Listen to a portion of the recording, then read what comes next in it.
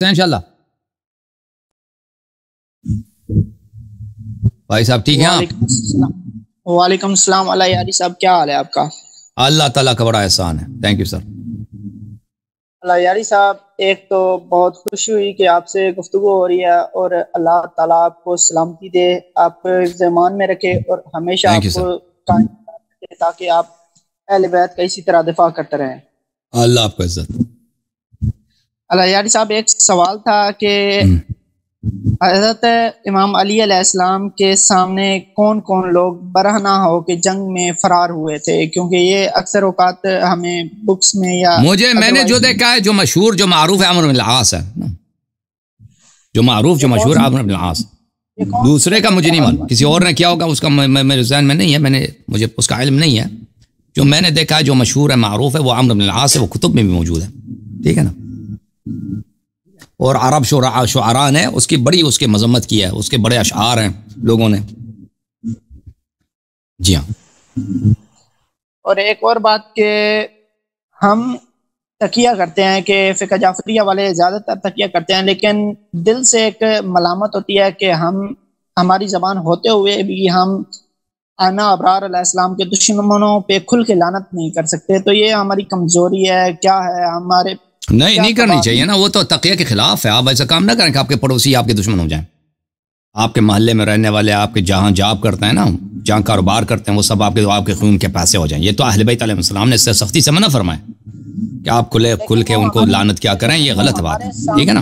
ہمارے ائمہ ابرار علیہ السلام کی بے حرمتی کرتے رہیں تو پھر کیا کرنا چاہیے؟ بالکل آپ برداشت کریں۔ امام حسن علیہ السلام، امام حسین علیہ السلام ہمارے لیے اسوہ ہیں۔ یہ معاویہ کے دور میں رہتے تھے، امام حسن مجتبی علیہ السلام، امام حسین علیہ السلام، ان کے زمانے میں ان کے بابا جان کو امیر المؤمنین علیہ السلام کو ممبروں پہ گالی دیتے تھے، معاویہ کے خطبہ مدینہ منورہ میں، اور ان کے شیعہ سنتے تھے کوفہ میں، زیاد ابن ابی گالی دیتا تھا، بکتا تھا، تو یہ سب تقیہ کرتے تھے، برداشت کرتے، کچھ نہیں کہتے تھے ان کے مقابلے میں، ٹھیک ہے نا۔ البتہ اگر کبھی خطبے کا موقع ملتا تو خطبہ دے کہہ دیتے، اپنے والد کا دفاع کرتے، لیکن تلوار اٹھانا یا ان کو مقابلے میں گالی دینا یہ کام نہیں کرتے تھے۔ اگر آپ ایسے جگہ پہ رہتے ہیں جیسے پاکستان میں، وہاں پہ مخالفین کی اکثریت ہے، اور سب مخالفین تو گالی نہیں دیتے، وہ بہت کم ہی لوگ ہیں جو گالی دیتے ہیں، تو اس کا جواب کیا ہے؟ اگر وہ گالی دیتے ہیں، بے حرمتی کرتے ہیں، اس کا جواب یہ نہیں ہے کہ آپ مقابلے میں وہ ان کو گالی دے دیں، کیونکہ اکثریت مخالفین کی اہل بیت علیہ السلام کو گالی نہیں دیتے، بلکہ پیار کرتے ہیں، بہت ہی محبت بھی کرتے ہیں، بہت احترام بھی کرتے ہیں۔ حقیقت یہ ہے، ان میں سے کچھ اگر ناصبی ہیں وہ بے حرمتی کرتے ہیں، تو اگر آپ اس کے مقابلے میں خلفاء کو، صحابہ کو گالی دیتے ہیں تو وہ سب شیعوں کے خلاف ہو جائیں گے۔ لیکن اگر آپ سکوت کر لیں، نظر انداز کریں اور صرف علمی جواب دے دیں، ادبی جواب دے دیں، تو اس کا نتیجہ یہ ہوگا کہ جو اکثریت جماعت عمریہ کی ہے، جو اہل بیت علیہ السلام سے محبت کرتے ہیں، عقیدت رکھتے ہیں، پیار رکھتے ہیں، وہ خود نبٹ لیں گے ان نواسب سے۔ تو مجھے لگتا ہے یہ طریقہ کار زیادہ بہتر ہے۔ اوکے میرے بھائی، اگر ہمیں کبھی موقع ملے کہ ہم ان کے خطبات بیان کر سکیں، ان کے فضائل بیان کر سکتے ہیں، تو ان کو پھر بھی درد ہوتی ہے کہ ہم ان کے خطبات، ان کے فضائل بیان کر رہے ہیں اور 1 2 3 کے نہیں کر رہے، تو اس وجہ سے بھی ان کو درد ہوتی ہے کہ ائمہ ابرار علیہ السلام کی فضائل بھی بیان کرنے سے ان کو درد ہوتی ہے، تو اس وجہ سے تھوڑا سا دل میں تکلیف ہوتی ہے کہ ان کے فضائل، جو ان کے اللہ تعالیٰ نے فضائل بیان کیے ہیں، آپ صلی اللہ علیہ وسلم نے فرمایا ہے کہ ان کی اتباع ضروری ہے، پھر بھی ان کی فضائل سنتے ہوئے انہیں درد ہوتی ہے۔ جی درد ہوتی ہے ان کو، جی ہاں درد ہوتی ہے۔ بہت مہربانی ہے آپ کی، تھینک یو سر، اللہ آپ کو جزائے خیر دے، تھینک یو، مان میں رکھے، تھینک یو سر، اللہ آپ کو عزت دے، سلامتی دے۔ میرے محترم ناظرین، میں آپ کو ایک کتاب دکھانا چاہتا ہوں، یہ العقد الفرید ہے، العقد الفرید لابن عبد ربہ الاندلسی، المجلد الرابع، سنہ 1983 میں چھپی ہے۔ یہ بہت سارے مطلب جو میں آپ کو بیان دکھانے لگا ہوں، بہت ساری کتب میں مذکور ہے، بہت سارے اشعار میں ہے۔ اس کتاب میں میرے محترم ناظرین صفحہ نمبر 97 میں ایک واقعہ ہے، اس واقعے کو آپ پیش نظر رکھیے۔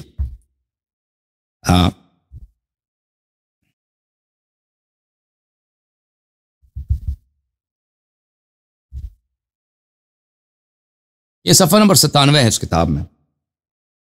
مدائنی سے وہ روایت کرتے ہیں، مدائنی بہت بڑے مؤرخ اور محدث تھے جماعت مخالفین کے، کہ عمرو بن العاص کو معاویہ نے موسم حج میں اس کو امامت دیا تھا، امیر الحاج وغیرہ بنایا تھا، تو اس نے وہاں پہ خطبہ دیا عمرو بن العاص نے، اور اس خطبے میں اس نے معاویہ بن ابی سفیان اور بنی امیہ کی بڑی تعریف کی، وتناول بنی ہاشم، اور بنی ہاشم کی اس نے مذمت کی، توہین کی، وذکر مشاہدہ بالصفین، اور اس نے اپنی تعریف کی کہ میں نے اس جنگ صفین میں نے بہت بڑی بہادری دکھائی ہے۔ وہاں پہ واجتمعت قریش آ گئے، دیکھنے لگے کہ عمرو بن العاص جو خطبہ دے رہا ہے کیا کہہ رہا ہے حج کے موسم میں۔ فاقبل عبداللہ ابن عباس علی عمرو فقال، عبداللہ ابن عباس نے رخ کیا عمرو بن العاص کی طرف اور یہ کہنے لگے، یا عمرو انک بعت دینک من معاویہ، اور یہ میں عرض کروں یہ شیعوں کی کتاب نہیں، مخالفین کی کتاب ہے۔ اے عمرو، تو نے اپنے دین کو معاویہ کو فروخت کر دیا، تو ایک دین فروش آدمی ہے، تو اپنا دین بک چکا ہے، بیچ چکا ہے۔ وَأَعْطَيْتَهُ مَا بِيَدِكَ، اور تیرے پاس جو دین ایمان ہے تم نے اس کو دے دیے، اور اس نے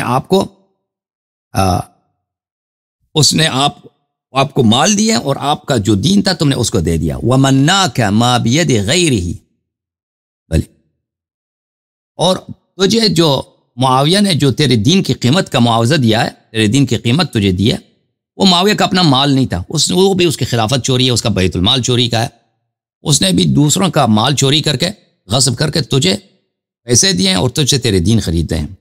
فَكَانَ الَّذِي أَخَذَ مِنْكَ أَكْثَرَ مِنَ الَّذِي أَعْطَاكَ، تو معاویہ نے تیرے دین کی جو قیمت ادا کی ہے وہ کم ہے، اور جو تجھ سے لیا ہے وہ بہت زیادہ قیمتی چیز ہے۔ اس نے تجھ سے دین لیا ہے اور تجھے کچھ پیسے دیے، کچھ درہم و دینار دیے، وہ بھی چوری کے۔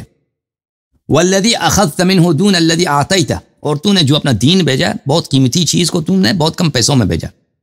وَكُلُّ رَاضٍ بِمَا أَخَذَ وَأَعْطَى، اور تم دونوں راضی ہو اس معاملے میں، معاویہ نے تیرا دین خریدا ہے، تو نے اپنا دین بھیجا، تجھے پیسے ملے ہیں، اس کو ایک سپورٹر ملا جو ہر جھوٹ کو ممبروں سے کہتا ہے۔ فَلَمَّا صَارَتْ مِصْرُ فِي يَدِكَ كَدَّرَهَا عَلَيْكَ بِالْعَدْلِ وَالتَّنَقُّصِ، جب تو مصر کا گورنر تھا اس زمانے میں کجی اور ظلم کی وجہ سے تو نے مصر میں تیرے کیا کارنامے وہ سب کو پتہ ہے۔ وَذَكَرْتَ مَشَاهِدَكَ بِالصِّفِّينَ، اور تو نے صفین کا ذکر کیا اپنے خطبے میں، اور کہا صفین، جنگ صفین میں بڑے کارنامے ہیں۔ فَوَاللَّهِ مَا ثَقُلَتْ عَلَيْنَا يَوْمَئِذٍ وَطْأَتُكَ، اور اللہ کی قسم ہمیں وہ دن یاد ہے کہ تو نے صفین میں تو نے کیا کیا۔ ما ثقلت علینا وطأتک، تو جس طرح میدان میں آیا، وطی بولتے ہیں آنے کو اور جانے کو، تو جس انداز میں میدان میں آیا اور میدان سے نکل آیا، وہ ہمارے آنکھوں کے سامنے وہ ہم پہ گراں نہیں گزری، وہ ہمارے لے پہ کوئی گراں نہیں گزری۔ کیوں؟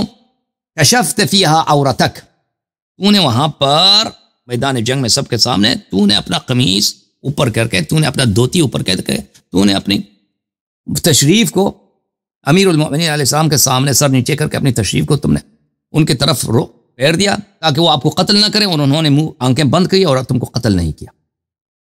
ٹھیک ہے نا، یہ بہت سارے کتابوں میں موجود ہے، میں ایک اور کتاب آپ کو دکھاؤں، الاستیعاب میں، استیعاب میں کھول دوں آپ کے لیے۔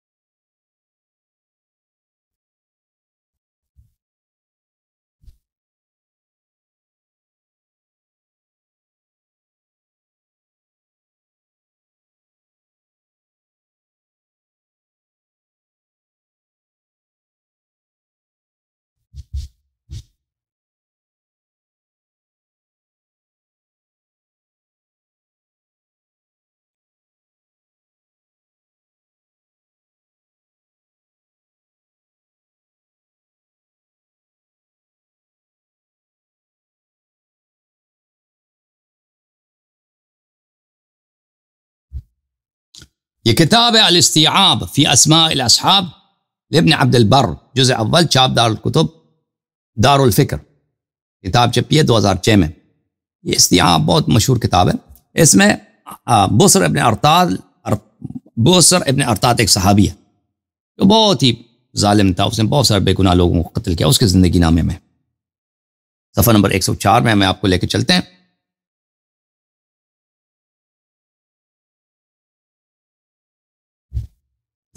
یہاں پہ صفحہ نمبر 104 میں ملاحظہ فرمائیے.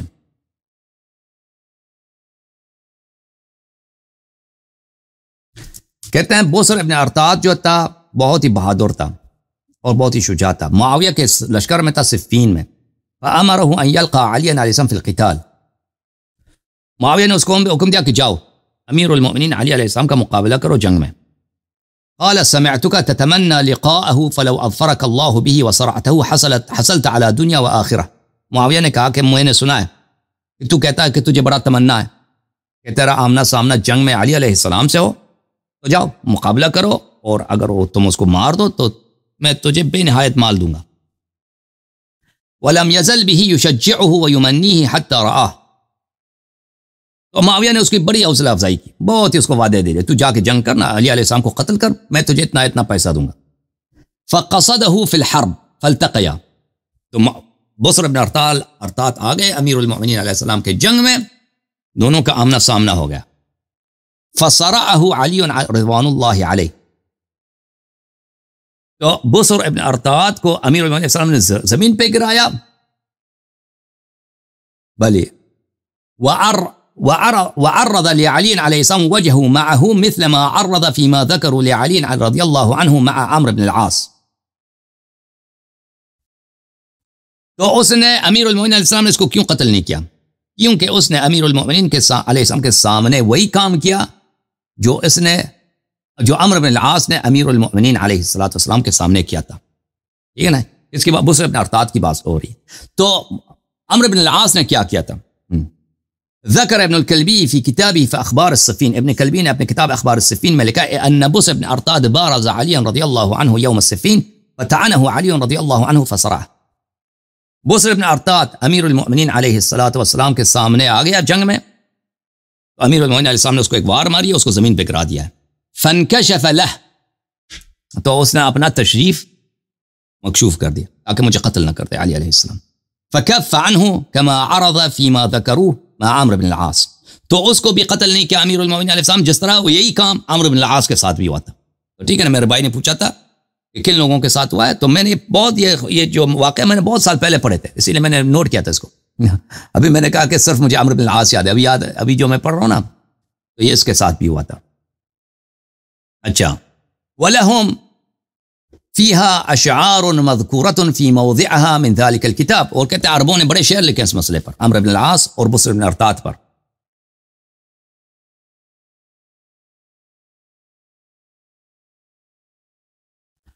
أفي كل يوم فارس ليس ينتهي وعورته وسط العجاجة بادية.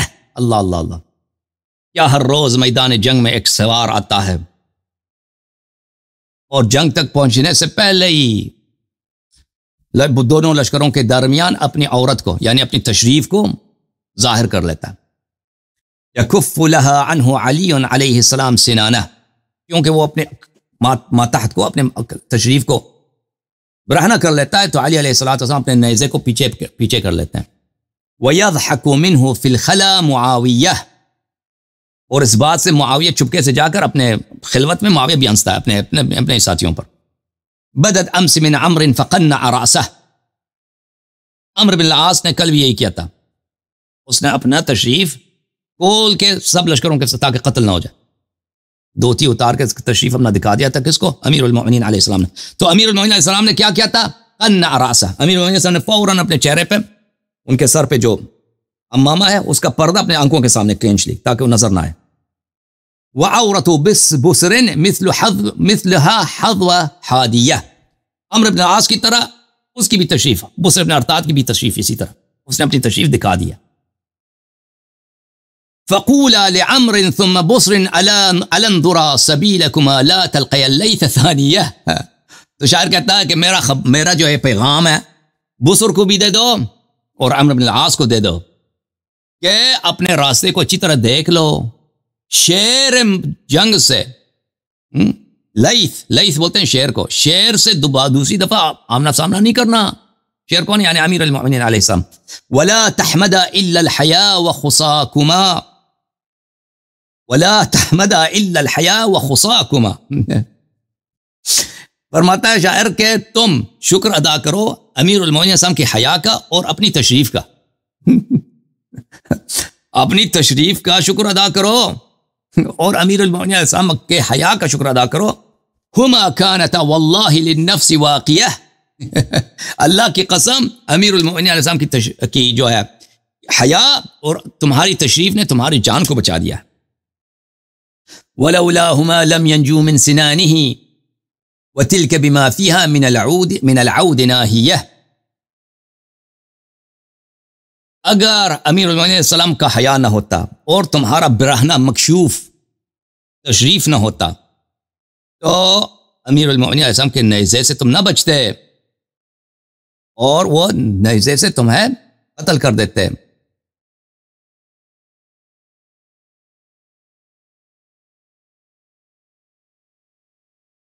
اچھا یہ آپ نے دیکھ لیا. اب میں آپ کی خدمت میں عرض کروں کہ یہاں پر ایک کتاب استیعاب سے میں نے آپ کو دکھا دیا.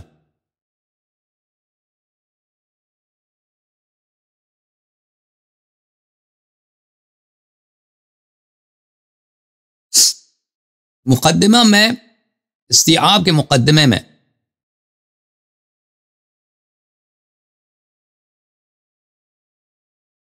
دیکھیں